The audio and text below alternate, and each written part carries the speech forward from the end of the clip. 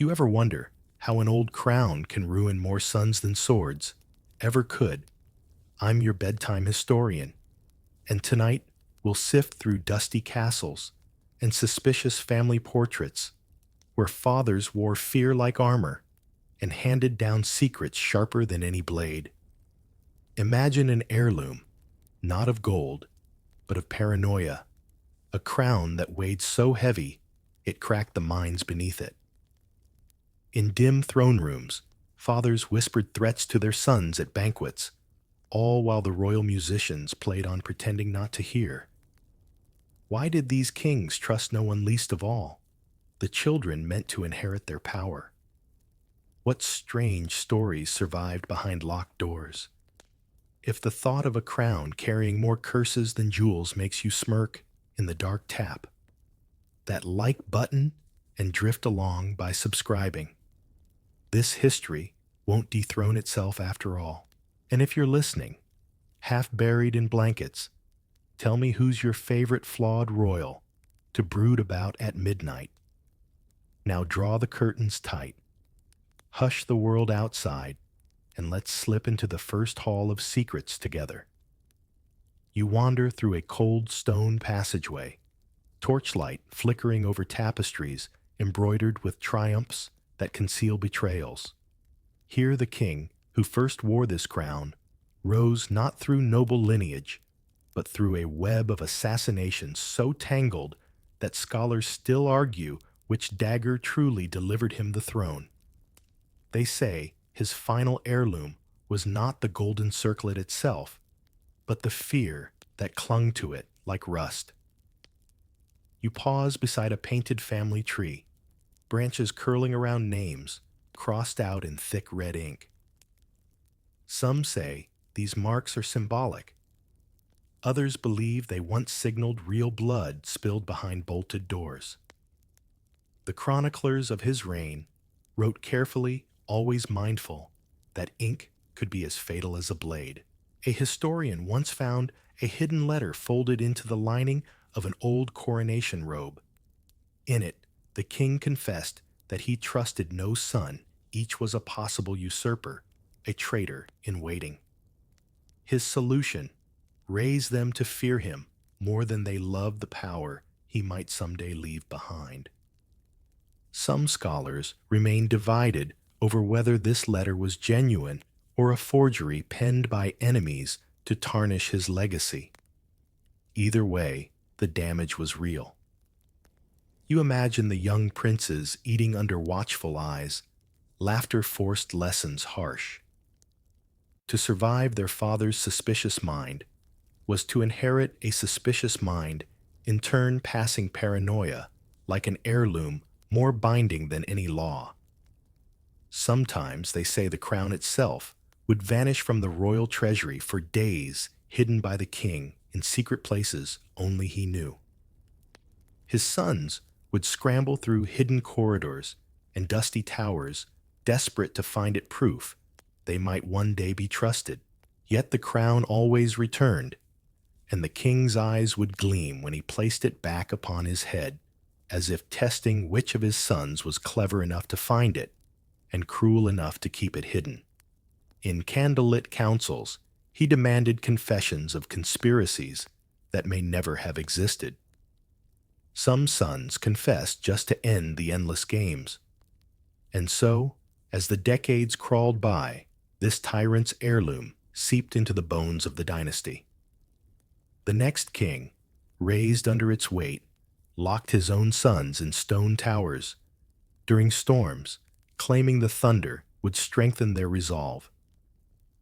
A chronicler described how the boys sang songs in the dark to remember each other's names, though records disagree whether those boys ever left the towers alive. What's certain is this paranoia breeds paranoia. One crown, many fathers, and more than enough secrets to shatter a lineage from within. Even tonight, scholars pore over the royal archive, whispering about the lost diaries of a prince who might have buried the crown in the forest to break its curse. No one has found it yet, or so they say. You run a finger along the imagined edge of that crown, cold metal humming with half-truths and half-madness. Imagine it waiting in a hidden niche, somewhere patient for the next trembling hand. In this hall of shadows, you find yourself wondering what other heirlooms might have twisted fathers into monsters. Perhaps it's not the crown at all, but the stories wrapped around it. After all, every heirloom is just a memory made solid heavy enough to bend even the proudest head. Ahead, another corridor stretches into deeper dark. Listen closely, and you'll hear footsteps, fathers pacing, sons listening secrets, passing from lip to lip like a poison too precious to spill.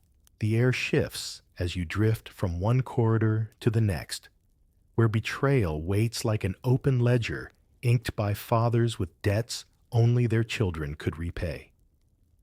In a dim hall, lined with faded banners, you stand beside a battered coat of arms, belonging to a nobleman once praised for his cunning alliances.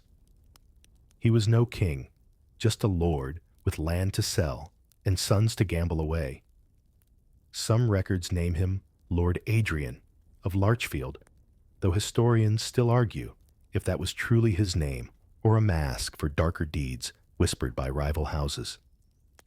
His castle perched on a cliff so sheer that birds circled it, as if even they doubted its foundations. Inside, feasts rolled on for weeks, wine spilling down steps carved from cold granite. You picture the flicker of candles on banqueting tables where fathers toasted the future with poison-tipped smiles. Lord Adrian rose by trading what others dared not, his own bloodline. To seal a treaty with a stronger neighbor, he pledged his eldest son to a foreign court as a hostage of goodwill. Some say the boy lived out his days there in velvet chains, showered with gifts, yet watched by 10 guards for every jeweled cup he raised. Others claim he vanished during a winter hunt, his bones lost beneath drifting snow. The father's second son fared no better. Promised to a powerful rival's daughter, he was paraded through banquet halls like a prize hound draped in silks he'd never owned before. Their marriage was inked in secrets. Rumors swirled of payments hidden in casks of wine bribes to ensure the union stuck no matter the boy's cold feet. As for the youngest child, one chronicler wrote that Adrian sold him outright to a mercenary captain in need of a page. A son traded for swords, the ledger noted with cruel neatness. Whether the boy lived to swing one himself remains a point scholars squabble over still. Some say he rose to command armies that threatened his own father's lands decades later. Others insist he fell in his first skirmish, a name no one carved in stone. A curious fragment survives in an old household ledger, a single line scribbled in cramped Latin, better an heir sold than a debt unpaid. Historians still puzzle over its author. Was it Adrian's boast, or the regret of a clerk recording a master's sins? You can almost hear the creak of boots pacing those stony halls. Imagine a father sipping spiced wine while his son's fates were negotiated under tapestries of brave ancestors. Did he ever pause to wonder if the ghosts, staring down from painted shields, might sneer at his bargains? Or was he certain that betrayal was just another tool in a nobleman's chest? In flickering torchlight, these stories blur. Maybe his heirs dreamed of vengeance. Maybe they toasted his name in foreign lands, wearing borrowed titles and hiding ancient scars beneath fine linen. Or maybe they left only rumors, whispers of betrayal that echo in crumbling keeps, where winds slip through arrow slits and carry secrets back to waiting ravens. Some tales say Adrian's descendants still drift across old kingdoms, nameless princes in taverns, by roaring hearths, drinking, plotting, searching for debts unpaid. A hush settles as you drift deeper, where the wail of an infant, once crowned, rattled stone walls thicker than any fortress gate. This is where you'll find the smallest monarch and the father whose ambition broke faster than the baby's first cry. In a candlelit chamber, lined with velvet drapes, you picture a court gathered around a cradle, silks and swords courtiers holding their breath. The father Duke Emmerich of Valtoria, at least, that's what the muddled scrolls call him, stood at the head of the cradle with a crown polished so bright it blinded the midwives who dared to look. Some say the Duke's own father died mysteriously weeks before a goblet of spiced wine, left untouched on the banquet table, a servant boy fleeing into the woods with a story no one believed. So the crown skipped a generation, or rather, it was forced onto one too new for words. The baby, still swaddled, was declared ruler by decree, read aloud at midnight, while the old duke's body lay unburied in the family crypt. Rumors swirl that the infant's first throne was his father's lap, a royal seat, warm with whispered threats and shaky promises to courtiers who knew better than to question. For a moment, imagine the hall tapestries of ancestors who conquered vast frontiers staring down at this fragile king, whose only power was to wail on command. There's an old engraving of this scene. Though scholars continue to debate its authenticity, a crown too large, drooping over tiny eyes, the father's hand clamped tight on the child's shoulder. Some argue the image was propaganda, an artist's satire of power, wielded by an infant's helplessness. Others insist it was real, etched by a courtier bold enough to tell the truth in ink. In back corridors, the household servants carried their gossip with every pitcher of milk and dish of mashed figs. They whispered that Emmerich plotted to rule through his son until the boy could speak, then planned to keep him silent forever. Some accounts claim the infant fell ill not long after his coronation, poisoned by the same fear that had unseated the old duke. Yet no record agrees on what became of that small monarch. A handful of scrolls speak of a royal coffin no larger than a bread chest, lowered into the family vault in secret. Others suggest the child vanished altogether, spirited away by a loyal nurse who fled under cover of a moonless night, cradling a future that never arrived. Curiously, one battered letter survives buried among land deeds in a musty monastery archive. Its ink has almost faded, but you can just make out a father's plea to a rival lord. A crown on a babe's brow is safer than a sword in a grown son's hand. Historians remain at odds. Some call it proof of Emmerich's cold genius. Others, a forgery scribbled by enemies hungry for scandal. In every telling, the story circles back to the same quiet truth: a crown can weigh heavier on a cradle than on any seasoned king's head. And while the father's plan might have gleamed bright under torchlight, its shadows proved darker than any rebellion.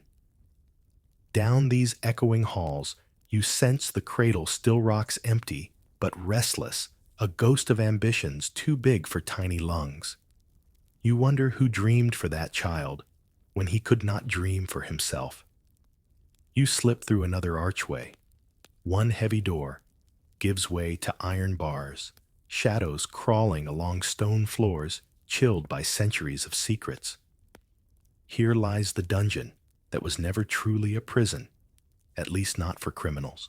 This place belonged to a father convinced that cold walls and locked doors could shape sons into kings of iron. Picture it a lord known to some as Osric the Stern, whose lands stretched from wind-battered cliffs to dense pine forests teeming with wolves. Records of Osric are scattered, some etched into weathered stone near ruined keeps, others scribbled in the journals of traveling monks who were offered stale bread and sharper threats. One passage notes simply, "He raised sons behind bars, that they might rule without fear."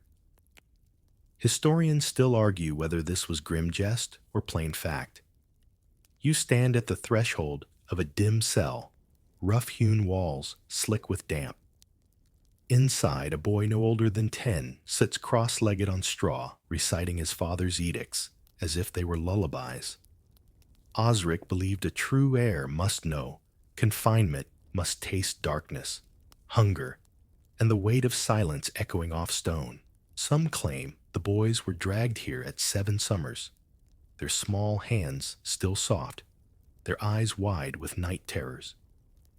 In the Lord's mind, this dungeon was no punishment, but a forge. He'd stride through the corridors at dawn, boots striking sparks on stone, barking questions through the bars. "What do you fear?" The correct answer was nothing. If a son wept, food vanished for a day. If he shouted, the torches were snuffed out. Some whispered that Osric paid monks to stand outside the cells chanting psalms so the boys would believe heaven itself was just beyond reach, mocking them with freedom they could almost hear but never touch. Yet among the scraps of rumor and half-legends, a single detail survives. Every few weeks, Osric's sons were marched blinking into the great hall for feasts, alongside their father's knights. They'd sit stiffly at the long table, hands washed, but nails ragged cloaks, too big for shoulders that hadn't filled out yet. Guests looked away from the bruises. Servants spread extra meat on the boys' trenchers, hoping to fatten them up before the next lesson in the dark. Some say the Lord's eldest escaped these walls by dying early consumption, or a hidden blade, no one agrees. The second son turned silent, stone-hearted, like the fortress that raised him, ruling his own lands with the same iron rules he once recited on straw. A single monk's letter suggests the youngest boy fled through a half-collapsed tunnel with help from a kitchen maid, though whether he survived the wolves or the winter beyond the walls is lost to the ages. Scholars still debate Osric's legacy. Was he a visionary, forging leaders from iron resolve? Or merely a frightened man, so haunted by threats from within his court that he trusted walls more than love? No scrap of parchment settles the matter. Only the dungeon remains cold, echoing, waiting. You pause at the barred door, running a hand along splintered iron hinges. Listen carefully, and you might hear faint whispers in the damp boys reciting lessons to keep the dark at bay. Somewhere far above, the wind rattles the same bars, reminding you that freedom denied once never really loosens its grip. The corridor turns again, narrowing into a passage lined with moth-eaten tapestries, each frayed thread, a rumor of honor twisted by pride. Here waits a tale of a daughter once crowned with her father's rage instead of gold. Her name drifts through the pages of half-remembered chronicles, Isolde the Banished Princess. Some say her father was King Tormund of the Eastern Marches, a ruler whose sense of honor weighed more than his crown. Others argue the kingdom never existed at all, only a scatter of border fortresses stitched together by fear and superstition. But the girl, they insist, was real enough to vanish. Picture the hall, where she stood, cold flagstones under bare feet, a winter draft sneaking beneath the heavy doors. Before her, her father's court heads bowed in polite dread. Behind her, the long road to exile, frozen rivers, pine forests heavy with snow. And at the center of it all, a father so desperate to protect a family name that he carved it out of his daughter's life entirely. What crime did Isolde commit? The stories fracture here. One dusty scroll suggests she refused a betrothal to a foreign warlord, spitting on the treaty parchment in front of half the court. Another rumor paints her as too clever, for her father's liking whispers of coded letters hidden in embroidery messages smuggled to rebel lords. A single monk's note, half burned, speaks of an affair with a rival's son, though historians scoff at this, calling it the kind of convenient scandal that lingers long after truth fades. Regardless of the why, the how remains cruelly clear. Isolde was led out through the castle gate, under guard, clad in a cloak far too thin for the biting wind. Some say she turned at the threshold, eyes locked on her father's, neither tearful nor pleading, only resigned. He never spoke a word, only raised his hand in a cold farewell. Records lose her quickly. A merchant's ledger notes a lone woman buying passage on a river barge, gold coins stamped with the king's sigil. A tanner's journal mentions a stranger with royal manners asking after winter furs. Some versions claim she found sanctuary in a mountain convent, tending goats and copying prayers by moonlight. Others hint she crossed the sea to vanish in another court, whispering secrets to the enemies her father feared most. Yet the echo of her banishment clung to the royal halls long after her footprints faded. A few generations later, a wandering bard sang of a princess who returned at dusk one winter, hooded and unrecognized, slipping past guards to place a single black lily on her father's grave. Some historians dismiss this as pure myth, an embellishment for fireside tales. Others argue that grief has a habit of crossing boundaries, kings once thought unbreakable. Step closer to that frayed tapestry where Isolde's likeness may or may not be stitched into the corner, golden thread catching what little torchlight remains. If you squint, you might see her standing at a crossroads, one foot on frozen ground, the other forever stepping into a story that no father could bind in chains. Some heirlooms are heavy crowns. Others are invisible scars passed on through exiles and whispered family names. And some, like Isolde's defiance, linger in stone halls long after the cold gate slams shut. You press deeper into the corridor where the scent of bitter herbs and old ink clings to the walls. This is the nursery. No lullaby could soothe a room where love turned venomous in the name of legacy.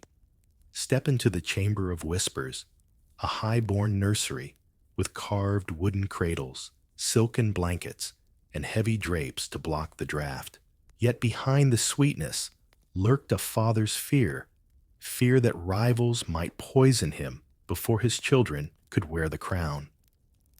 Some say Duke Lorien of Caldridge, if the name even holds true, was so obsessed with staying one step ahead of imagined plots that he turned his heirs into test subjects for his own paranoia.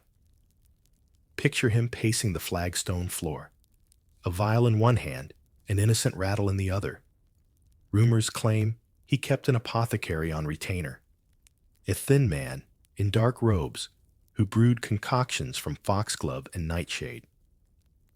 One story says drops of bitter liquid were slipped into the prince's morning milk, just enough to make him ill, but not dead.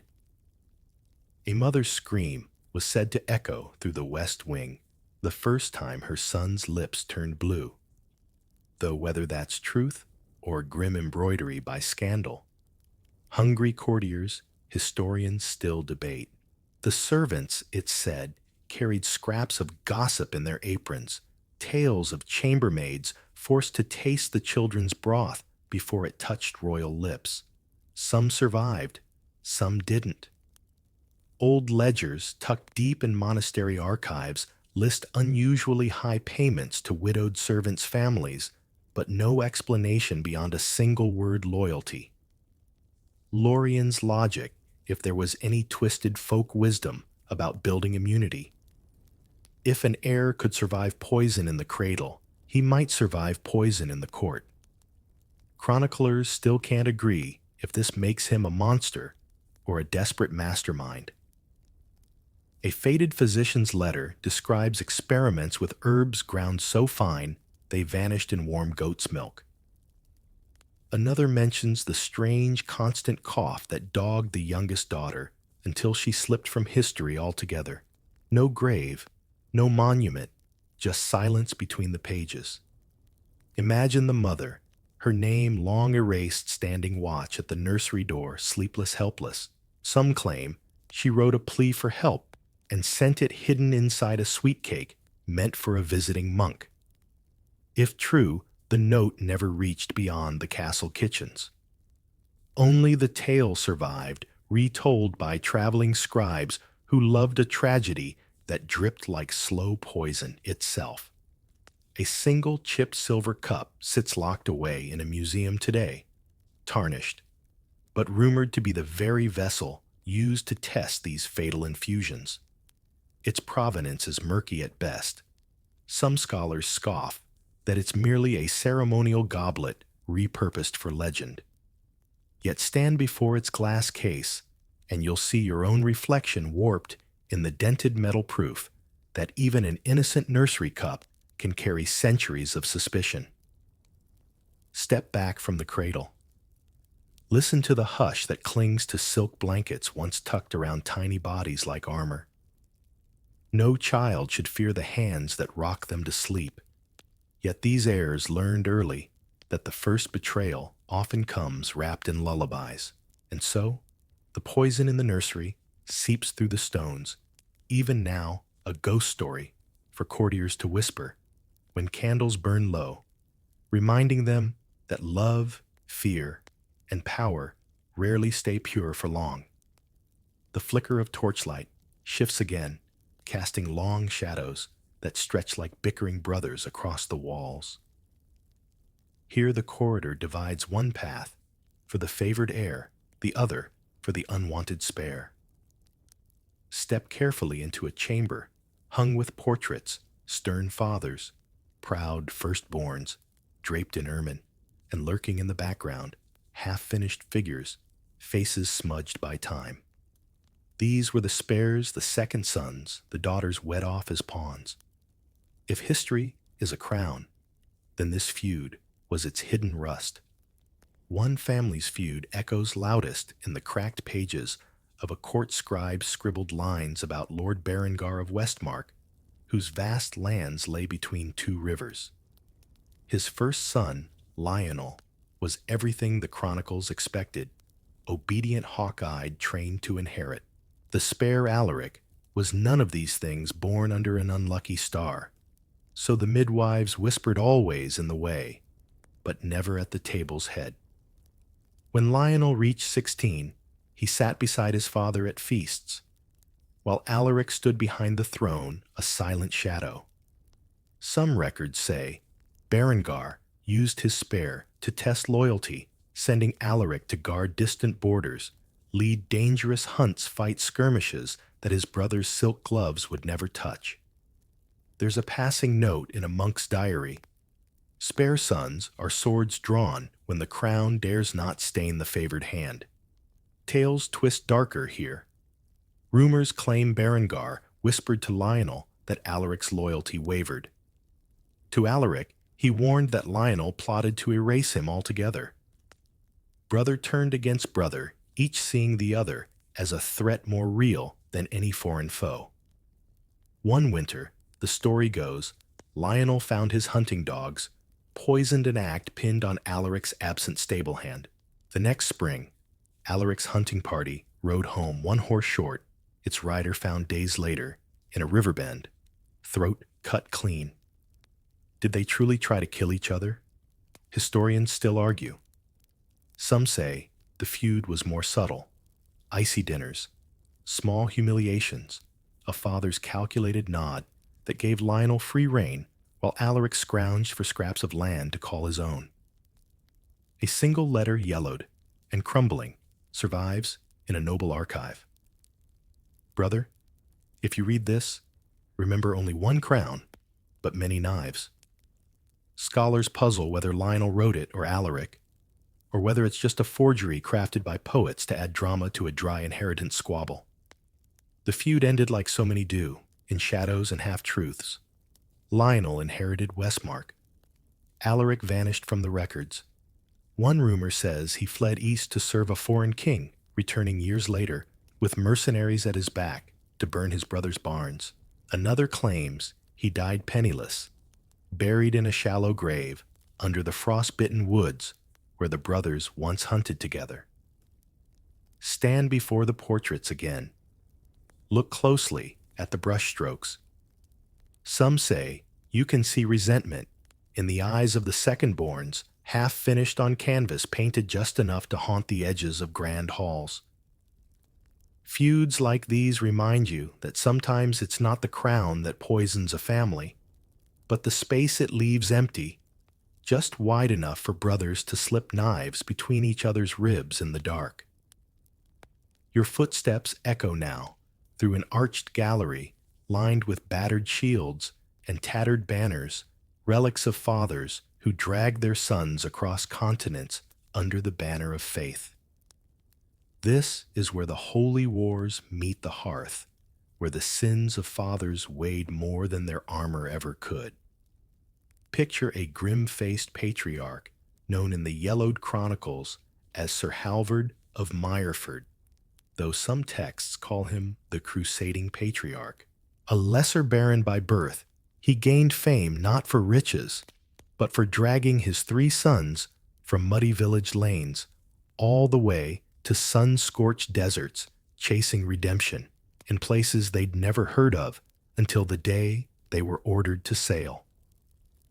At his hearth, Halvard's sins festered in whispers. Some say he murdered a rival at a wedding feast, spilling blood where wine should have spilled instead. To wash the stain clean, he took up the cross, joined the ranks of knights, hungry for absolution in holy lands far from prying eyes. But penance wasn't a journey he would take alone. Why leave sons behind when they could suffer alongside him? The eldest boy, barely 14, carried a battered shield more whole than iron. Chroniclers note, he wept the first time he saw the sea salt wind whipping the banner from his small shoulders. The middle son, a scholar at heart, was plucked from a monastery library mid-sentence and stuffed into chainmail that pinched at his thin arms. The youngest, no more than 10, marched in his father's shadow, a squire in name, only his hands raw from dragging barrels and brushing down horses long before he could swing a blade. On blistered plains beneath banners embroidered with saints, these sons learned their father's faith was a blade sharper than any enemy's scimitar. At night, campfires flickered, while Halvard preached salvation with the same booming voice he once used to bark orders at harvesters back home. Some said he truly believed the road to heaven lay paved with sons' sacrifices. Others murmured that he feared returning to Myreford more than any heathen blade. Fragments of letters survive in a fortress archive by the coast, mostly ash and torn parchment, but enough to piece together regret that seeps between the lines. I fear my sons see no holy city, only desert sand and my shadow. Some historians argue this proves Halvard's remorse. Others call it a forgery, an invention by monks centuries later, keen to recast the Baron as a tragic figure rather than a cold taskmaster. When the wars ended, if they truly ended, only the eldest son returned older by decades, though barely 20. Legends say he carried his father's broken sword, strapped across his saddle proof that sins can outlive the sinner. The younger two are ghosts in the chronicles, one rumored to have died of fever, the other to have traded his tabard for local robes, vanishing into the lands he'd once marched to conquer. Sometimes, if you stand in the dusty hall of Myreford's ruined keep, you can see their shields leaning in the corner, splintered, sun-bleached, mute reminders that some penance is forced down family lines, like wine too bitter to swallow. Faith can cleanse. Faith can curse. And when wielded by a father desperate to outrun his own misdeeds, Faith can drag sons far from hearth and home, only to bury them where no prayers reach. The corridor yawns wider now, torchlight dancing off ancient stones, as you find yourself peering into the heart of another dark fatherly bargain, one forged not with steel or scripture, but with wedding vows knotted like snares. Step inside the battered great hall of the old wolf's den, a fortress perched atop crags so steep that crows circled its towers for sport. Here ruled Lord Roderick, known in scraps of gossip as the Grey Wolf, a man whose greatest currency was his children's futures, bartered away like furs in a market. His daughters and sons were coins to him, living dowries, traded for armies, lands, and grudges settled in smoky halls. Take the tale of his eldest daughter Avelina, promised at 13 to a brutal northern chieftain twice her age. On the eve of her betrothal, old ballads say she stood at the frost-rimmed window dress, stiff with embroidered wolves, her father's sigil watching even as she wept. Witnesses claimed Lord Roderick raised his cup at the wedding feast, boasting that his bloodline would bind two feuding clans tighter than iron chains. Avelina's protests, if any reached his ears, were drowned out by the roar of drunken toasts and the clash of pewter mugs. Some say she fled into the snow before the wedding night, never seen again, except in hushed tavern tales of a ghost bride haunting the woods with frostbitten lips and empty eyes. Others swear she bore 7 sons and whispered curses into every cradle until her husband's house fell to ruin. Scholars, as ever, remain split truth and folklore, tangled together like roots under winter frost. The Wolf's Den earned its name from more than heraldry. One chronicler records that Roderick's sons were no freer than their sisters. His second boy, Cedric, was sold off quite literally into the service of a rival baron as part of a truce. Not fostered, not apprenticed, but bound by vows that made him more hostage than heir. His fate. Some scraps of parchment note he died far from these cold stones, his name struck from the family records by the very father who traded him away. Among the few scraps that survived the den's ruin is a single iron signet ring found buried in a hearth's cold ashes when the keep finally fell. On its inner band, barely legible, a line scratched by some trembling hand: "Blood buys land, not love." Historians still puzzle whether these words were Cedric's Avelina's, or perhaps scrawled by a servant who knew too well the cost of loyalty when fathers bartered children like cattle. Stand beneath the hall's splintered beams, listen for the echo of vows spoken through clenched jaws. Wedding feasts, where fathers grinned at guests while daughters wept into goblets of watered wine. A rumor drifts that Lord Roderick himself died on the night he sealed his last bargain, poisoned, stabbed, or simply suffocated by the very debts he chained around his children's throats. In stories like these, forced marriage becomes a cage, not just for the bride and groom, but for the entire bloodline, an inheritance of resentment that outlasts even the stones of the keep itself. And when fathers deal in hearts instead of gold, no wolf's howl ever truly fades from these drafty corridors. The torchlight gutters low, now flickering shadows across a hallway narrower than the rest, almost as if the walls themselves lean in, listening for secrets too shameful to breathe aloud. Here linger the hidden bastards, the children who carried a father's shame tucked beneath silk robes and forged seals. Step carefully into a cramped solar, tucked above a great hall where lords once feasted while secrets festered behind embroidered curtains. In the margins of half-burned chronicles, you'll find whispers of Lord Anselm of Ravencourt, if that was truly his name. He was known less for his courage on the battlefield than for the children he planted in every corner of his lands, seeds of silence buried under cloaks of night and hush money. Picture him, standing before his lawful heirs, sons taught to hold daggers, and daughters trained to read the ledgers of estates they'd one day command. Meanwhile, elsewhere in kitchens and stables, in hunting lodges, and tiny cottages at the forest's edge, children who looked a touch too much like the Lord, polished boots, tended horses, and learned early to lower their eyes when the real heirs passed by. One scrap of rumor says Anselm's favorite was a stable boy named Corin, quick with horses and quicker with secrets.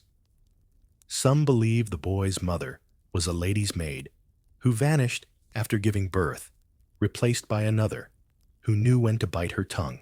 Did Anselm care? If the scribbled lines of an old steward's log are true, he cared enough to slip Corin Coin's boots better than any servant's son should wear, and the occasional fencing lesson whispered between dawn hunts. Yet when it came time to name heirs, the bastards vanished behind thick doors and thicker silences. Some accounts claim Corin was nearly legitimized after the death of Anselm's second lawful son. One letter hints that the old lord sat at his desk all night, quill hovering wax, cooling, unable to stamp the seal that might turn rumor into royal blood. Scholars still squabble. Was it fear of scandal, or fear that Corin, if given a taste of power, might take more than his father was willing to give? Other hidden children had no such near brush with fortune. A girl called Lena appears in a tattered census, listed only as maid's daughter in the household accounts.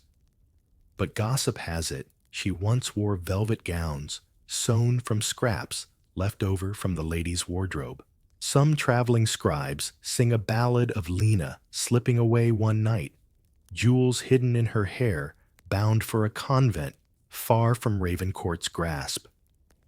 Whether she ever found sanctuary, the records do not say, only that Lord Anselm's enemies whispered that every bastard who fled left behind a thread that could unravel the family's claims.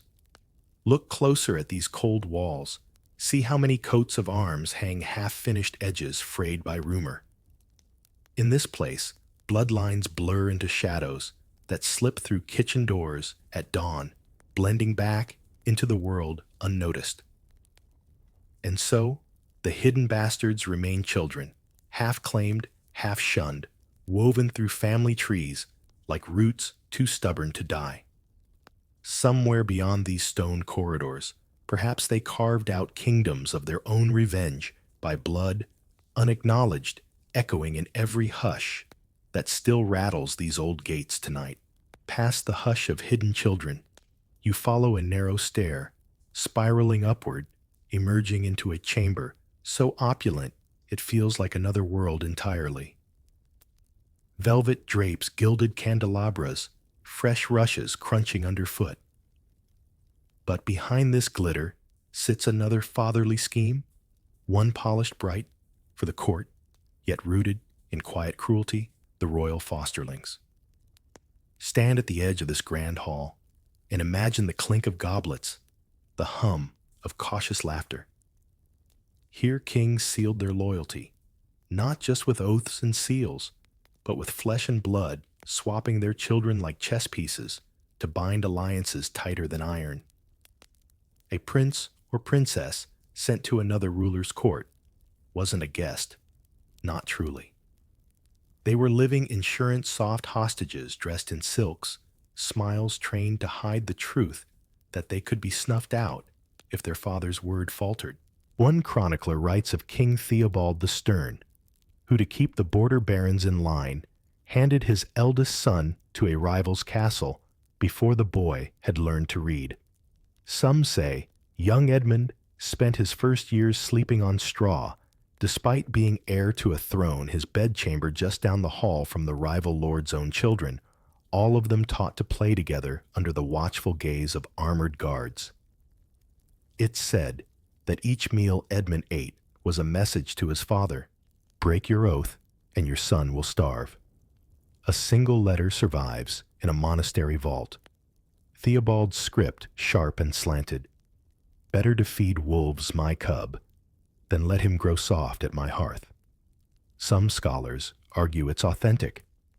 Others claim it's just a dramatist's flourish, scribbled centuries later to sell grim tales to gullible nobles.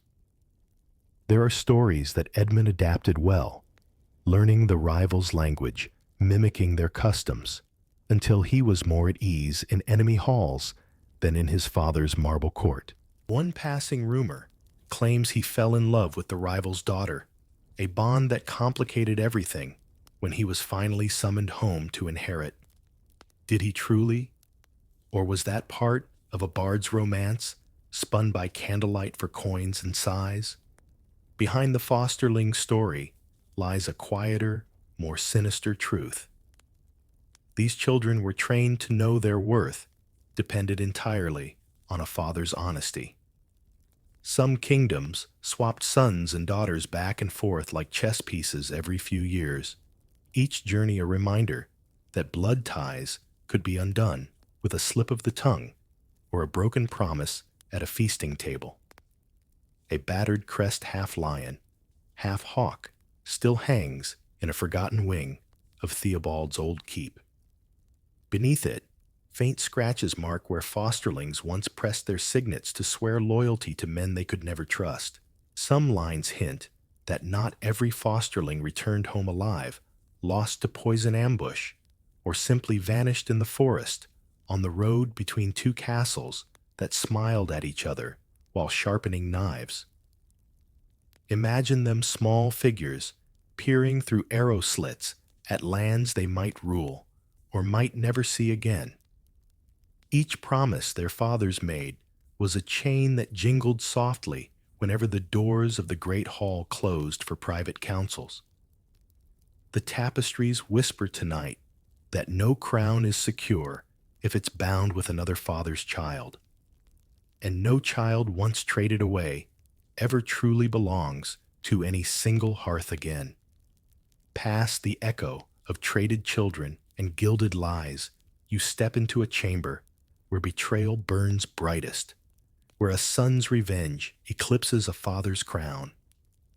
This is where loyalty snaps like dry twigs beneath boots, and history remembers bloodlines not for what they built, but for who they buried. Picture a vaulted hall, lit by wavering rushlights, banners hanging limp in the stale air.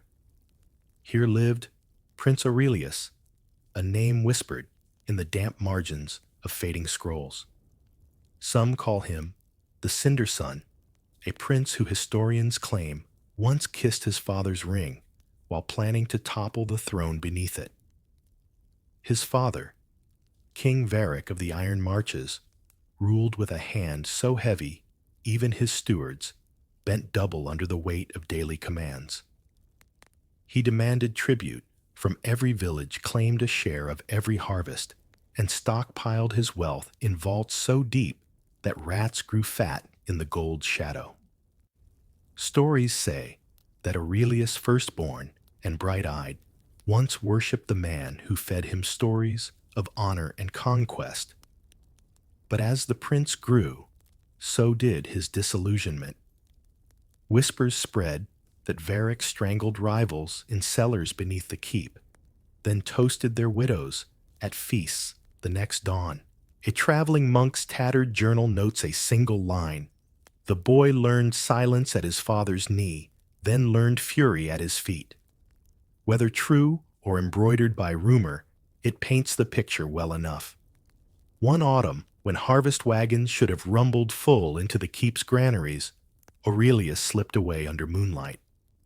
He rode to distant border forts, rallying knights whose families had starved beneath Varic's taxes. Some say he promised them not freedom, but simple bread, an offer more tempting than a king's gold. The betrayal came swift and merciless. One chronicle records that Aurelius returned not as supplicant, but as siege master catapults groaning in the dark stones hurled at the very tower where he'd once slept beneath tapestries of holy saints. Varic's guards fell in hours. The gates opened not with battering rams, but bribes. What happened next is debated in dusty studies by candlelight. One version claims Aurelius dragged his father from the throne, forced him to kneel before the same villagers he'd bled dry, and left him there as the court fled. Another insists the prince locked the king in his own treasury, sealed behind iron doors, with the gold he'd hoarded. To this day, treasure hunters still search the iron marches for vaults echoing with royal bones, rattling on coins. Yet a single letter, brittle and spotted with age hints, at an ending far softer, Aurelius weeping over his father's fallen crown, swearing he never wanted it, only justice. Scholars still fight over whether this tearful prince ever existed, or if he was invented by poets to soothe uneasy kings who feared their own sons at dusk. Walk slowly past the empty dais, where the cinder sun once stood, if he stood at all. Peer at the stone floor, cracked as if still scorched by betrayal's flame. Here fathers learned the sharpest sword is not drawn by an enemy, but by the child who knows exactly where your armor is weakest.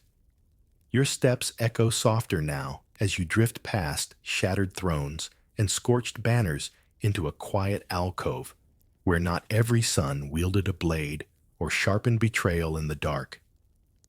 Here linger the tales of the faithful, but forgotten the loyal children history left, buried beneath louder legacies of blood and crown.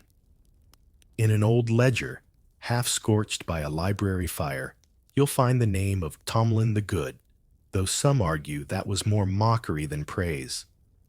Tomlin was the third son of King Oswin of the Summer Fens, a realm small enough to vanish from maps when the marshes flooded each spring. Oswin's older sons, fierce ambitious, rode to war at their father's side, quarreled over borders, and carved out glory in songs that still echo in smoky taverns. Tomlin stayed behind, tending what scraps of kingdom his father left untouched by battle. He kept the stores full when the granaries emptied. He mended levees when the marsh threatened to drown the peasants' last fields. He sat beside his aging mother in the stone keep's cold chapel, reading prayers that drifted through cracked windows into the reeds outside. And through it all, he asked for no share of land, no crown, no praise sung by wandering bards. One parchment fragment, hidden in the binding of a monastery hymnal, hints that Tomlin once saved his father's life, not on a battlefield, but with a humble bowl of broth. When King Oswin lay feverish in his chambers, raving about traitors in the court, Tomlin, alone, remained by the bedside, forcing spoonfuls of bitter herbs past cracked lips. Some historians dismiss this as sentimental embroidery. Others note the king's reign dragged on for another 10 years after that fever years his elder sons spent squabbling far from home.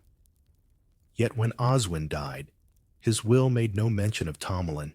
The crown passed to the eldest, then the next, then another, while the son, who never left the marshlands, faded from scrolls like ink washed in the tide.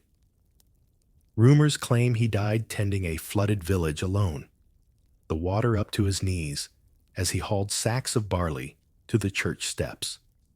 A single grave marker in the marsh remains, its runes so worn you might mistake them for a weathered log. Some villagers still call it Tomlin Stone. No grand tomb, no statue, just a place where reeds murmur when the wind sweeps in from the fen. A wandering friar once scribbled a final note in the margin of an old sermon. He asked for no songs, so none were sung. Yet the fen keeps his memory when the crowns sink in mud. Scholars continue to debate whether Tomlin was real, or just a convenient tale spun to comfort children who inherit nothing but duty. Step softly past the chapel door tonight, and you might hear the soft slap of water against stone, the ghost of a quiet son carrying burdens never carved into marble. Not every father's cruelty is a lash. Sometimes it's the silence that falls when loyalty becomes invisible, when a crown forgets the hand that steadied it through storms. In the hush of this chamber, you realize not all betrayals wear armor. Some hide in neglect, the cruelest blade left unspoken, cutting deeper than steel ever could. Beyond the hush of the faithful, but forgotten your path, winds into a colder, sharper place, where fathers wielded not blades, but ink and seals to carve their children from history with a flick of a quill. Here linger the bitter echoes of the darkest disinheritance. Picture a long, narrow hall, lined with cabinets stuffed with brittle scrolls, old records of land grants, charters, and broken promises. Among them lies the name Lord Edrin of Black Hollow. Though it's more curse than title now, Edrin began as a minor noble, rose through clever marriages and hoarded land, until his holdings spread like roots beneath half the western hills. But power is a hungry thing, and suspicion feeds it more than trust ever could. They say he had 4 sons: Roderick the dutiful, Mathan, the bold Bram, the scholar, and little Joss the youngest, with hair the color of last winter's straw.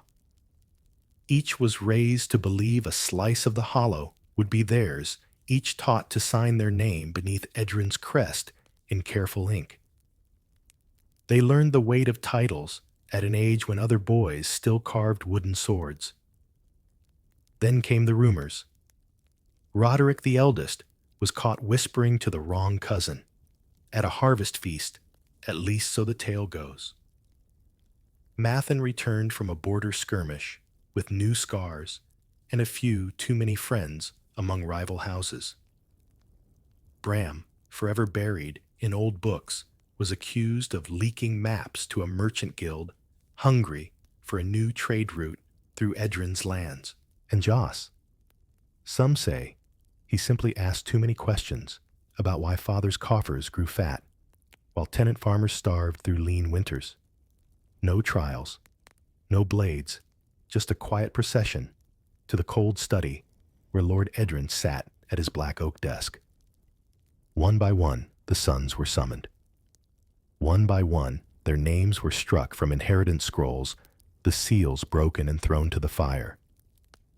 A surviving fragment of a letter from a visiting steward reads, "A father who trusts no heir makes the grave his heir instead."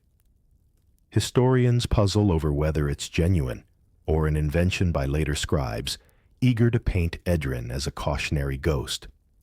Some accounts say the sons scattered Roderick fled north to beg service under an enemy banner. Mathan turned mercenary in far-off wars. Bram found sanctuary in monastery walls thick enough to muffle old grievances.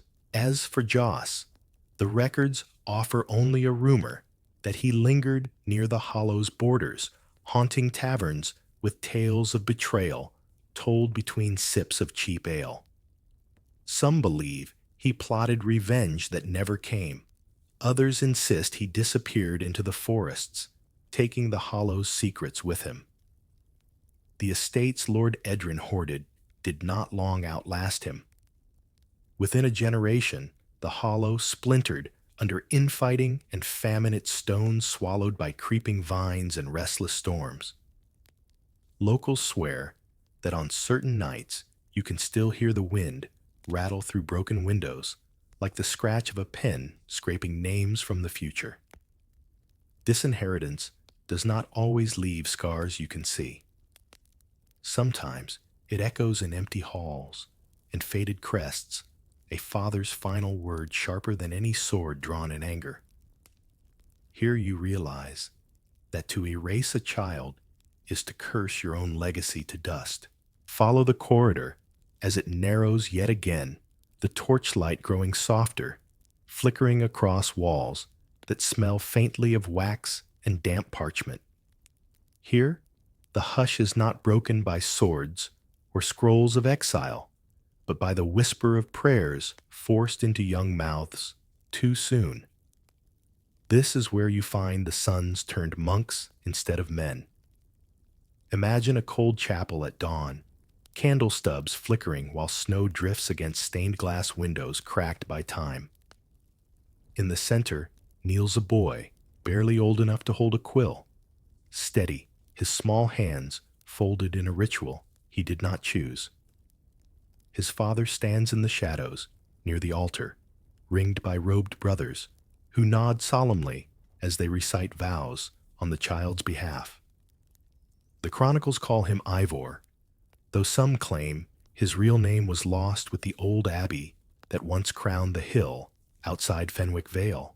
His father, Lord Harwold of the Vale, was a man of too many sons and not enough land to split without breeding feuds that could eat his small realm whole. So, he chose the simplest solution: send the spares to God. One crumbling register in a monastery vault notes that Harwald dedicated Ivor to the cloister at 3 winters old, too small to protest, too young to know the difference between inheritance and obedience. Some scraps suggest he never saw his mother again after that dawn ritual. Others claim she slipped bread through the abbey gate on feast days, weeping when the monks turned her away. At Fenwick's scriptorium, Ivor learned to shape letters instead of kingdoms, his realm no bigger than the cracked parchment spread before him each dusk. A surviving psalter, its corner stained by candle drips, bears a shaky note that scholars still puzzle over. One crown lost is another's gain, yet silence reigns here. Was it Ivor's hand that wrote it? Or just another cloistered soul trapped behind walls built by father's fear of family disputes? There were many Ivors scattered across the old kingdoms, sons who never swung a sword or sat at council, their inheritance reduced to Latin chants and the scratching of quills. In the Western Isles, chronicles hint that whole lines of minor nobles locked away unwanted heirs behind monastery gates to prevent messy rivalries that might break out when an aging lord lay dying. Some sons grew into quiet abbots who ruled tiny stone sanctuaries with more discipline than any baron's keep. Others vanished into the centuries, names blurred by damp and moths nibbling at vellum. A single legend tells of one such boy who fled the cloister walls at 16, exchanging woolen robes for a battered dagger and a life on the run. Some say he found work in distant ports penning letters for illiterate captains while staring back across the sea to the cloister that might still have been his grave. No grave marker stands for him, just drifting tales passed between fishermen, mending nets by lantern light. Step closer to the cold stone wall here, run your fingers along faint carved letters, half lost to moss prayers for fathers who gave sons to silence, hoping to buy peace where love might have done the same. And tonight, the candle flickers on, reminding you that for every crown kept a monastery door once creaked open to swallow a boy who would never wear it. Beyond the cold abbey corridors, the path bends again into chambers, where fatherhood twisted not through blood alone, but through cunning vows and shadowed plots. Here dwell the stepfathers and their schemes men who married into power, wrapped children in false comforts, and planned quiet ruin from within. Picture an aging stone manor, perched above a wind-swept moor, its hearth cold despite the wealth of tapestries drooping from the walls. In this manor, the chronicles say, lived Lady Elisanda, a widow thrice over, and mother of 2 heirs, yet too young to hold the estate alone. Enter Sir Garrett of Briar Hollow, her 3rd husband, who arrived one winter night, cloaked in polite words and softer lies. Garrett claimed kinship with the crown, though whether his distant noble bloodline was real or forged in some alehouse argument the records still can't agree. What they do say is this once the ring slid onto Elisanda's finger, the new lord of Briar Hollow turned his eyes not to his bride, but to her sons. Two boys barely old enough to wield daggers, dulled by practice in the keep's yard. One tattered ledger in the archives notes how quickly Garrett assumed guardianship of the estate's coffers. Another hints he sent the elder boy Willem off to foster with an ally's household. Far to the south, ostensibly to teach him courtly manners, but rumor insists it was exile in all but name. The younger boy Simon remained behind, watched by Garrett's loyal men-at-arms, who never let him stray beyond the orchard walls, without eyes following every step. Tales say Lady Elisanda grew pale as winter ash, watching her children's inheritance slip inch by inch beneath her husband's polite assurances. Some claim she penned secret letters to distant cousins, begging them to petition the king for her son's protection. If so, no such plea ever reached the crown, burned perhaps in Garrett's hearth, the ashes swept away with last night's cinders. A rumor clings stubbornly to Briar Hollow's memory that Garrett plotted to resolve his stepsons altogether. One version claims he arranged a hunting accident for Willem, a lone stag chase that ended with an arrow misfired or perfectly aimed depending on who tells it. Others whisper that Simon was nearly spirited away to a remote monastery, bound by vows he never chose.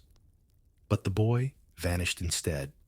One dawn gone from his chambers, the sheets cold, no trace but an open window and muddy footprints leading into the moor's endless fog.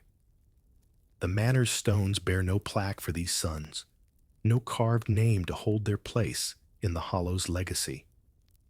Yet on stormy nights, locals say you can see a pale figure flickering between the orchard's bare trunks, a boy with a hunting horn clutched in his hands, calling for help that never came.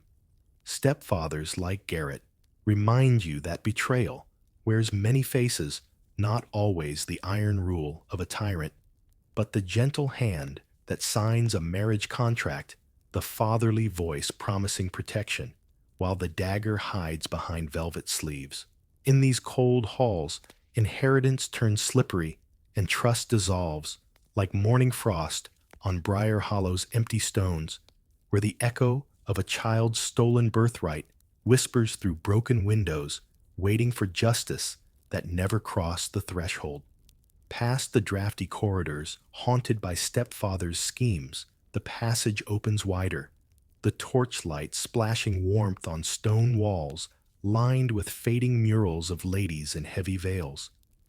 Here lie the stories too often left in footnotes, where mothers stood in the crossfire of cruel fathers and the children who bore their weight. Imagine a once grand solar tapestries of hunting scenes hanging limp behind frost-dulled windows. In the center, Lady Iseldra sits rigid-backed on a carved oak chair, her hands folded neatly in her lap, though her knuckles are white with tension. Some scraps of records call her the Lady of Redford Keep, but most simply refer to her as the Countess who endured. Her husband, Lord Serwyn, the Iron Tongue, was famed not for bloodshed on battlefields, but for wielding words as chains. A ledger tucked behind court accounts shows fines levied for courtiers who spoke ill of him, pages scribbled with settlements paid to silence rumors of his cold-handed governance. But behind the hall's feasts and silver goblets, it was Lady Iseldra who bore the brunt of his suspicion and ambition. When she birthed a daughter, instead of the longed-for heir, chronicles say, Serwyn paraded the child through the great hall, not in celebration, but as a warning, his eyes on Iseldra the whole time. Rumors say she was blamed for the baby's sickly lungs, scolded when the child's coughs echoed through the keep at night. A passing friar's letter mentions hearing her voice soft as dusk, begging the household priest to baptize the child twice, once for the Father's forgiveness, once for heaven's. And it didn't end with children. Some accounts hint that Serwyn used his wife as a pawn to forge alliances too fragile to stand on parchment alone. Once, when trade disputes rose along the border, he sent Iseldra to negotiate terms, stripped of her own retinue, forced to rely on rival lords for safe lodging, while he spread word she'd fled her duties for another man's hearth. The scandal never stuck, but the stain lingered like a bruise beneath silk sleeves. A single page from her household's cook records an odd purchase, a set of heavy locks for the solar door. Historians debate whether it was Serwyn who had them installed to trap her in, or Iseldra herself, who turned the key each night to keep her husband's cold rage on the other side of the carved oak.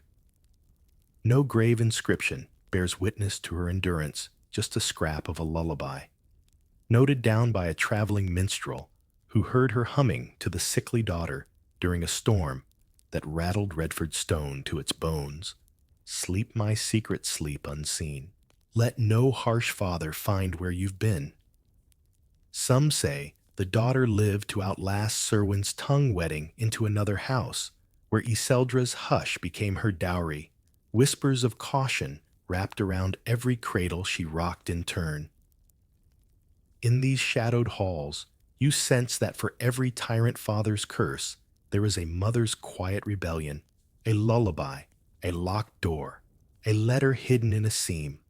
Small mercies, fragile shields, yet enough sometimes to keep the next generation's hope alive when cruelty presses in from every side. From Redford Keep's dim solar, your path drifts to a colder place, yet where fathers didn't just pit sons against distant enemies, but turned them upon each other like wolves in the same cage. Here breathe the tales of sibling wars, where a father's whispered favor became a blade sharper than any knight's steel. Picture a fortress perched on a rocky spur above the river Worm, a black stone bulk known in crumbling scrolls as Grey Barrow Hold. Its master, Lord Corwin the Decider, earned his epithet not through great battles abroad, but by sowing them within his own hearth. Corwin fathered 5 sons, each strong. Each taught the bow and blade before they could read. Each told from the cradle that only the fiercest deserved to rule when his time ended. In a faded parchment, stuffed inside an old bishop's ledger, there's a line written by a trembling hand. He praised the brother who shed blood. Swiftest laughed at the one who flinched. Historians can't agree whether it was a priest's lament or a bitter steward's scribble before the hold fell. Either way, it paints Corwin's Hall as a hunting ground dressed as a home. At feasts, the sons sat shoulder to shoulder along trestle tables while their father's voice boomed down the line. Some scraps say he raised his goblet to whichever son brought back the most pelts from winter hunts. Never mind that wolves and stags weren't the only prey. Other scraps, darker still, hint that these hunts sometimes turned inward. An arrow loosed into the snow, a dagger left unclaimed beside an empty bedroll. The eldest Halric was favored for his brute strength, until his brother Cynric slipped poison into his ale during the harvest festival. Some say the poison failed, leaving Halric scarred, but living. Others claim it worked all too well, and the body was buried beneath the flagstones in the family crypt, no marker left but the hush that filled the feasting hall afterward. Then there was Garin, the middle son, quick with words and quicker still with bribes. Chronicles hint he paid the castle's quartermaster for keys to locked chambers, hiding grain and gear from his brothers, until they bent knee or starved into obedience. A single surviving letter, half burned at the edges, records Corwin's cold approval. The wolf with the sharpest teeth deserves the last scrap. Whether Corwin penned it himself, or it's a bard's embellishment for drunk patrons at roadside inns, remains a debate no scholar can settle. When Corwin died, if the old man even died naturally, Grey Barrow Hold was a nest of half-brothers and half-sworn alliances. Some legends say the final skirmish between them lasted 3 nights beneath a blood moon torchlight flickering on the snow as arrows hissed through frozen courtyards. Grey Barrow stands in ruin now. Shepherds passing by whisper that if you listen on a windless night, you'll hear the brothers arguing, still voices rising and falling behind collapsed ramparts, like wolves howling at each other long after the hunt is done.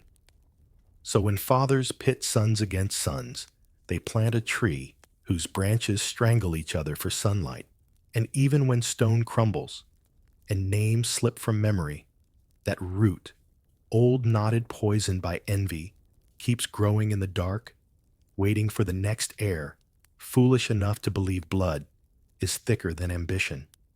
Past the cold echoes of brothers turned predators, you drift into a darker hush, still where fathers didn't just pit sons against each other, but snuffed them out entirely when crowns felt too heavy to share.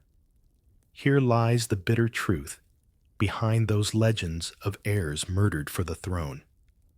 Imagine a frost-laced tower on the edge of an ancient forest stone, so old it weeps moss in every crack. They call it the widow's tooth in scraps of folk tales, but its grim secret is older than any rhyme.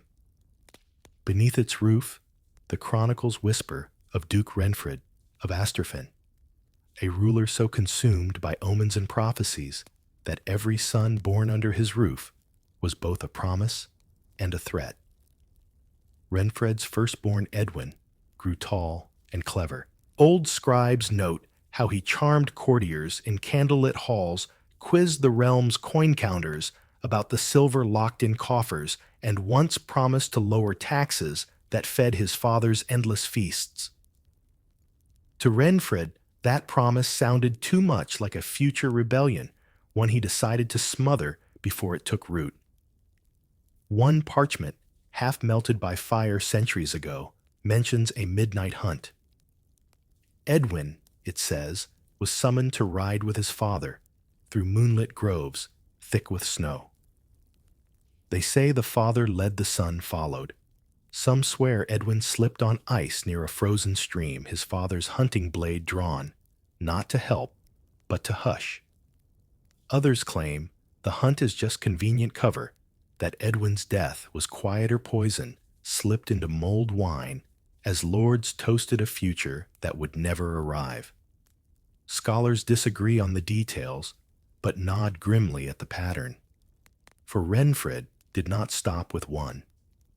The next son, Isambard, was bookish, too bookish. He pored over chronicles, tracing family trees, tallying old promises Renfred would rather see forgotten. A single note scribbled by a worried monk claims Isambard once cornered his father in the chapel, demanding his birthright aloud before witnesses. Days later, the boy was found in the tower's high library, quill fallen from his hand, eyes closed forever. The official record blamed a sudden fever, but a faint line in the abbey's ledger simply reads, "Truth often burns brightest before it's snuffed." When the final son, little Godric, arrived, a child more interested in feeding crows in the courtyard than wearing a crown, Renfred's fear should have eased. But power hoarded too long spoils the mind. Some say the Duke saw omens in every bird perched on the battlements. One winter morning, a servant girl found Godric's cradle empty. No trace in the tower, no small footprints in the snow, only the hush of a kingdom pretending not to know. Centuries later, the widow's tooth still stands hunched against northern storms. Shepherds swear they see a lone candle flicker in its highest window on frostbitten nights, a sign the murdered sons pace its stones. Soft steps, soft voices, half-remembered lullabies swallowed by cold stone. What kind of father slays his own legacy to clutch a crown for one more year?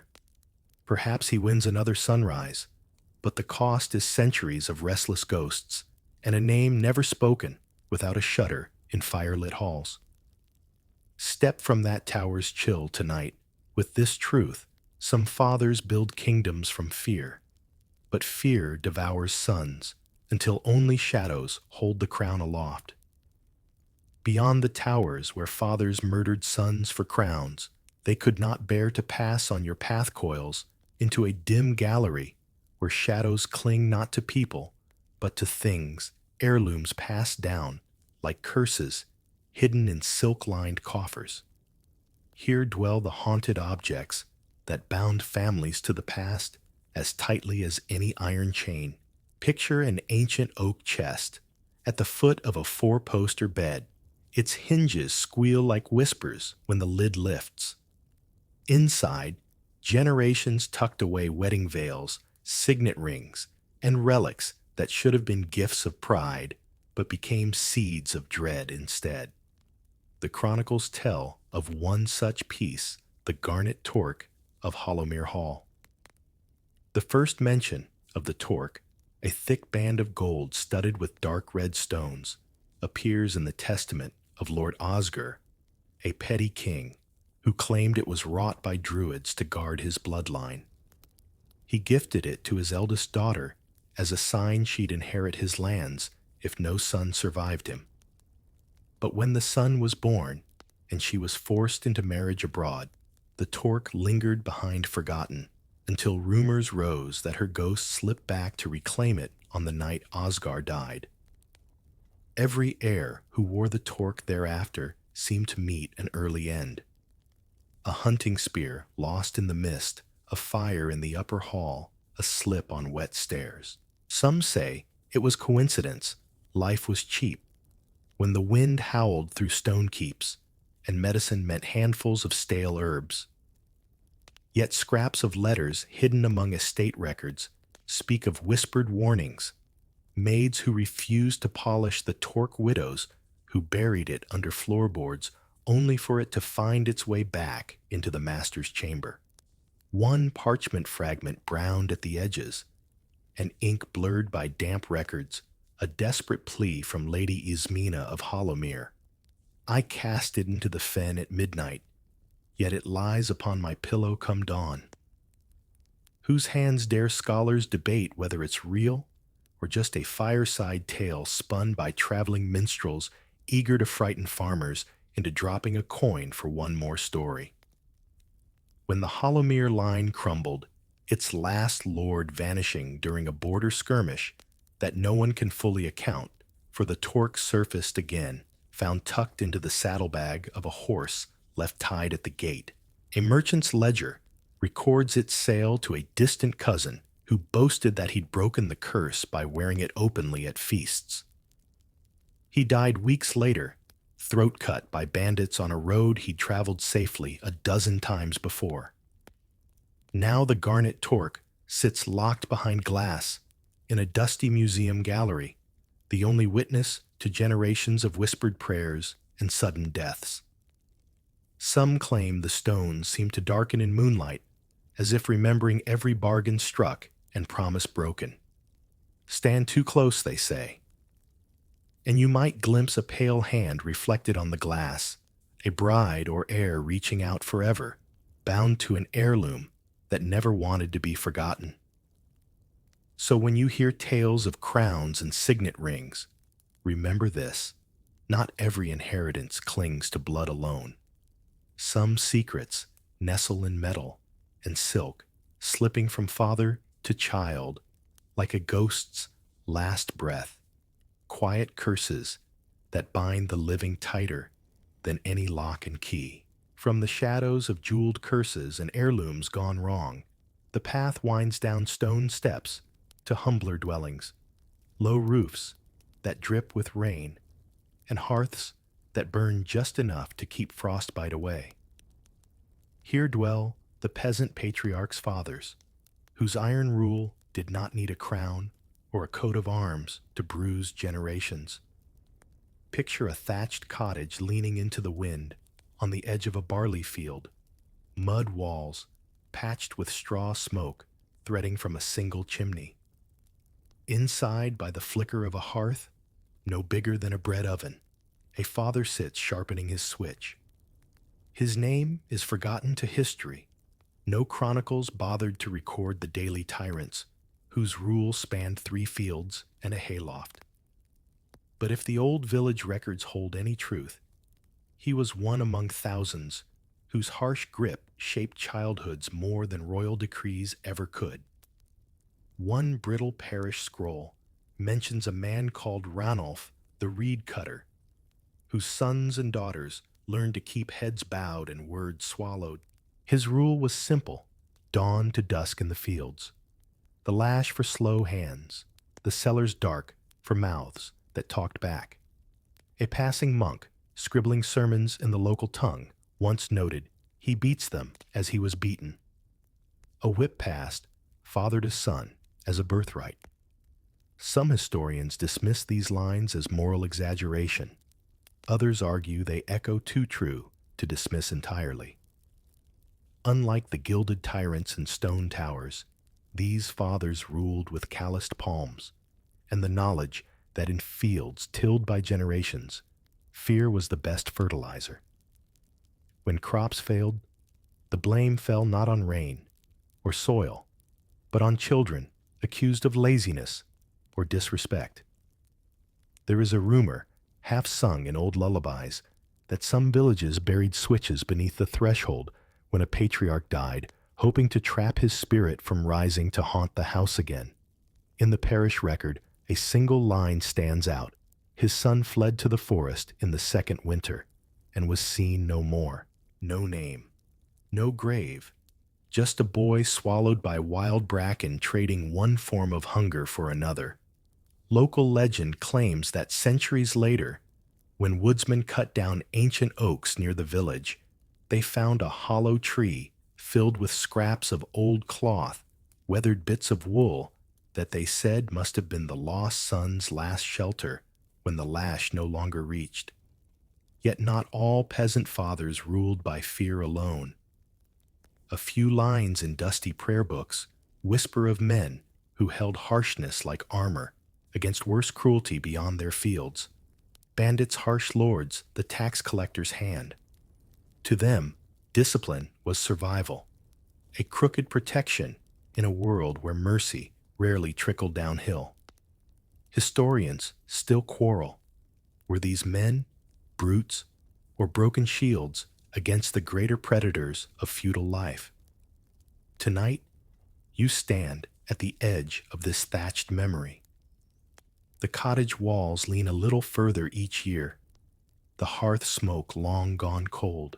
Yet, if you listen through the hush of wind in the barley, you might still hear a door creak open, a father's voice raised low and hard, passing down lessons that should have been kindness but became chains instead.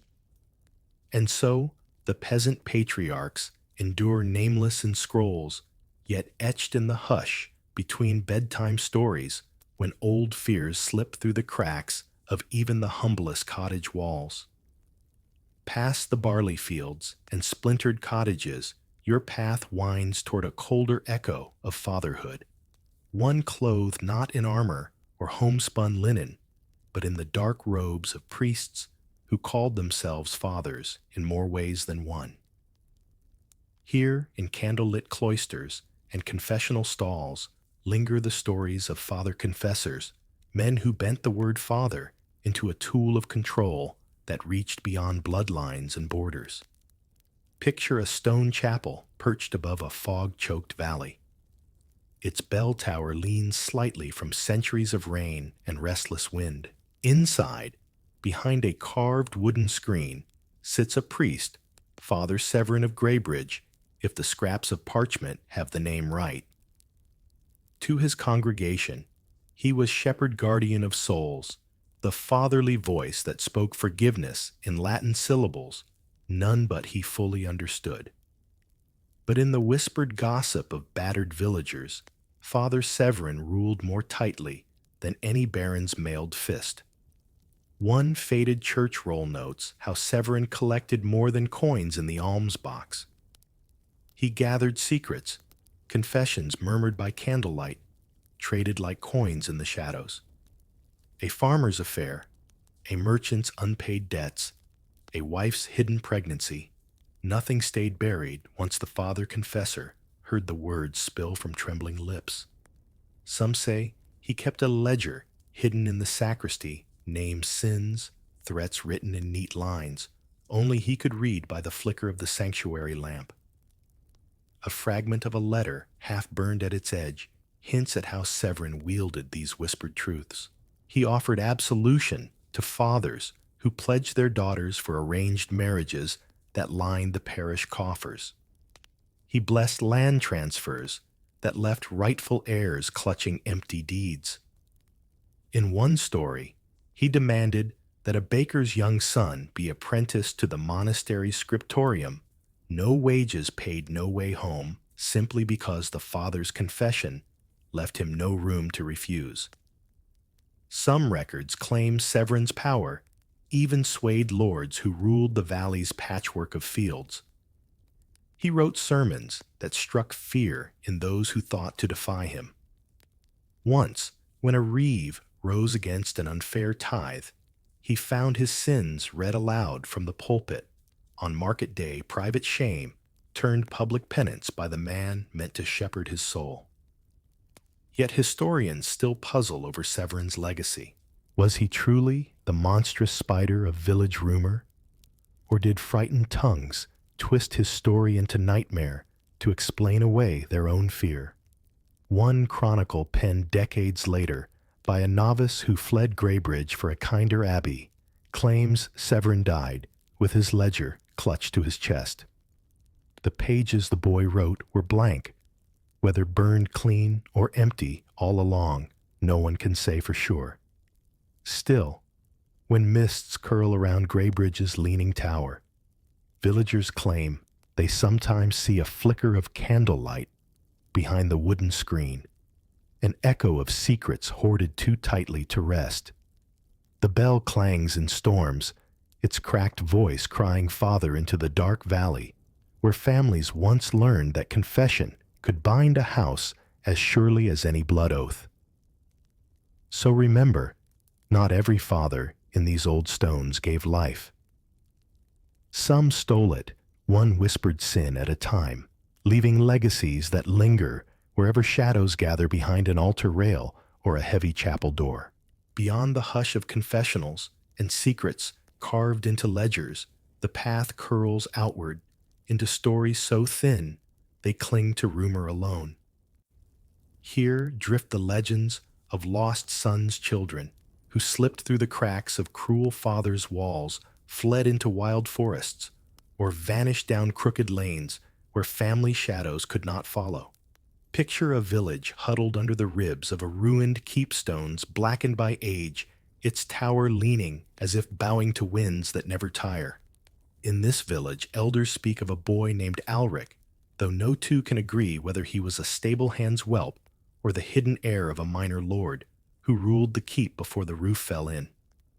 Some say his father was a tyrant who forced him to tend sheep in snowstorms wrapped only in rags just to toughen his bones.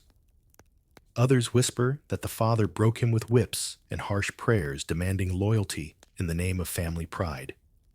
No parish record lists Alric. No will mentions a claim.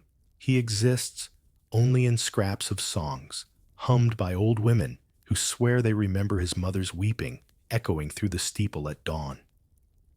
They say he fled one storm-choked night barefoot, clutching a scrap of bread and a half-blunt knife stolen from the hearth. By sunrise, only footprints frozen in the mud remained, leading into the hawthorn thickets that swallowed him whole. A half-torn traveler's journal, found in the ruins, hints that decades later, a wandering monk met a man deep in the forest, clad in stitched furs, scars coiled around his wrists like old chains. The monk called him the Hollow Prince in his scribbled notes, claiming he spoke gently, yet never named the family he fled. Some argue the monk invented him another fireside ghost to warm cold nights. Others insist the forest holds bones beneath roots older than the keep's first stones. Stories of lost sons drift far beyond Alric's thickets. One crumbling parchment tucked into a castle's forgotten chest speaks of a young page, Lucian, who overheard his father's plan to trade him to a rival baron for a debt forgiven. That same dusk, Lucian vanished his bed, left neat boots missing, and a trail of candle wax leading to the postern gate. Local rumor says he found work on distant ships, grew salt-crusted and sea-numb, refusing to speak his surname, even when half-drunk in ports far from the father who'd sold him like grain. Some tales end cruelly. A single skull, unearthed in a churchyard, with no name on the marker, the boy who ran, etched only in the corner of an old priest's diary. Other tales curl into softer shapes, a rumor that one lost son became a masked highwayman slipping coins to hungry villages his father once taxed to dust. Historians argue shuffle parchments, scribble debates and footnotes. Was he hero ghost, or just wishful thinking scribbled on a tavern wall? But tonight, drifting through this half-remembered corridor of fugitives, you feel them still, boys and girls bruised by fathers who mistook fear for love. You hear the hush of their steps through snow, the crackle of brush underfoot, the soft promise that sometimes the only inheritance worth claiming is the road that leads far, far away. Past the hush of fleeing suns, your steps drift to a quieter place, where the stone walls end and gossip takes root, like ivy winding through centuries long after the fathers who earned it turned to dust. Here linger the tales that survived half-truths and rumors, scandalous fireside whispers that kept the memory of dark fathers alive when scrolls dared not. Picture a low-roofed tavern tucked at the crossroads where three muddy paths meet. Its beams sag with age. Its hearth smokes more than it warms. On stormy nights, travelers lean close over mugs of sour ale, voices lowered as if the ghosts themselves might lean in to listen. This is where tales of cruel fathers and monstrous patriarchs find their second life, passed mouth to mouth, spiced with embellishment, salted with disbelief. One scrap of parchment, scribbled by an itinerant scribe who drank too long at such a hearth, records a snippet of a tale about the Gravlord of Alderfen, a baron so paranoid he forced his sons to duel each other every harvest just to prove they had no traitor's blood. Some villagers swear they still hear the clash of steel on the fen's misty banks each autumn dusk, though scholars wave it off as bog gas and creaking reeds. Further down the bar-room bench, someone might hush the room with the legend of the midnight nurse who carried away noble bastards hidden by lords too proud to claim them. Did she spirit them to secret convents, sell them to pirates on the foggy coast? No written record answers, only the tremor in the barkeep's voice when he swears his grandmother's grandmother saw a pale woman leading children into the forest under a blood-red moon. Not all tales stayed so dark. Some twisted into cautionary jokes, a playful curse to keep children from wandering too far at dusk. In the hill country, farmers still warn stay close, or the Black Father will fetch you. They say he was once a real knight, who turned his sons to servants, then vanished when they turned on him in his sleep. No tomb holds him. But his name lingers, a bedtime threat, dressed in sing-song rhyme. Historians scoff at tavern yarns, sniffing for evidence in parchment scraps and old court accounts. Yet sometimes, a single line in an old household ledger hints that rumor knows truths the scrolls are too careful to say. A cryptic note sent two boys away silver in hush. Who were they? Where did they go? The ink offers no answers, only more reason for rumor to coil around the embers of old stories. These tales linger because people need them. Need to believe that tyrants don't always win, that cruel fathers might live forever, only in shadows, chased by whispers, mocked in songs, haunted by memories they can't silence from the grave. So tonight, as you sit beside this tavern, hearth in your mind, listen for the creak of an unseen stool, the sigh of a phantom drinker, leaning close to say, "Did you hear what really happened to the sons of the Gravlord? Or the bastards hidden in the midnight fog?" Some truths live only when tongues remember what ink dares not write. And in these rumors, the dark fathers linger unwanted, unforgettable, yet trapped forever in the soft echo of a story told one more time. And now, from tavern whispers and drifting ghost stories, you step into the final echo of these old halls where dark fathers no longer rule, yet their shadows twist themselves into the myths that cling to us still. This is where the echoes in modern tales remind us that cruelty in the family line never truly dies. It only changes its shape, waiting in bedtime stories, cautionary fables, or the hush of family secrets never quite confessed. Picture a small village schoolhouse perched on the edge of fields that once fed some long crumbled keep. Its red-tiled roof hums with rain, the chalkboards still carry ghost-smudged letters from lessons long past. Inside, children learn their dates, and kings the bright tales of gallant rulers and noble deeds. But listen closer, and you'll hear the older children trading stories on the steps when the teacher's back is turned.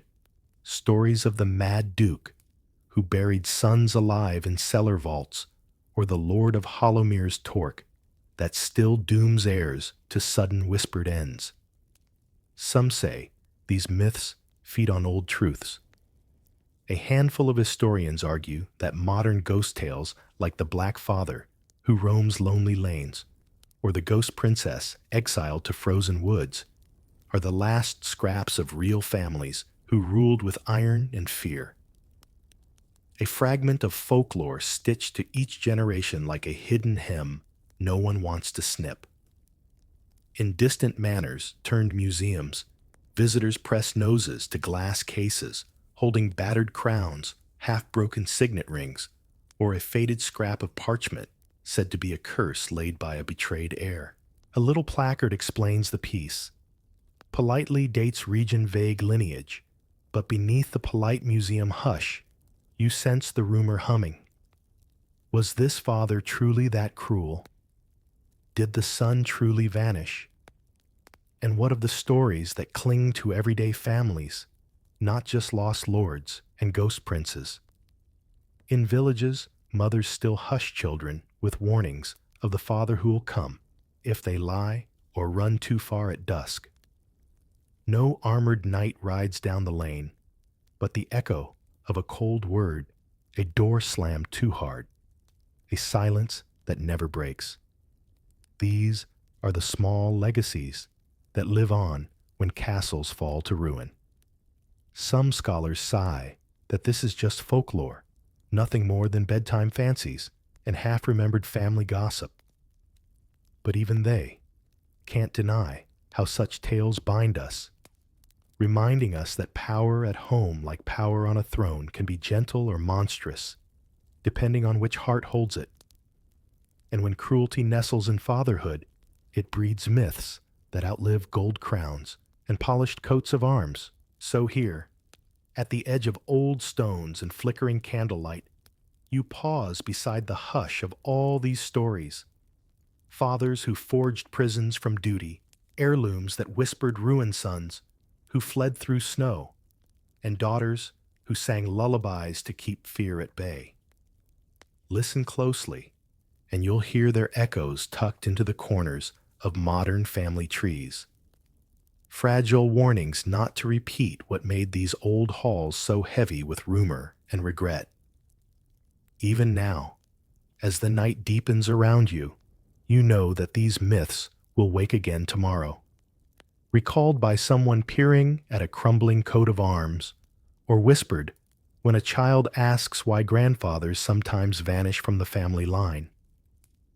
Legacies fade, stories slip through cracks, but the lesson hums on fatherhood is a crown as sharp as any blade, and when wielded cruelly, its ghosts walk beside us long after the last stone crumbles to moss.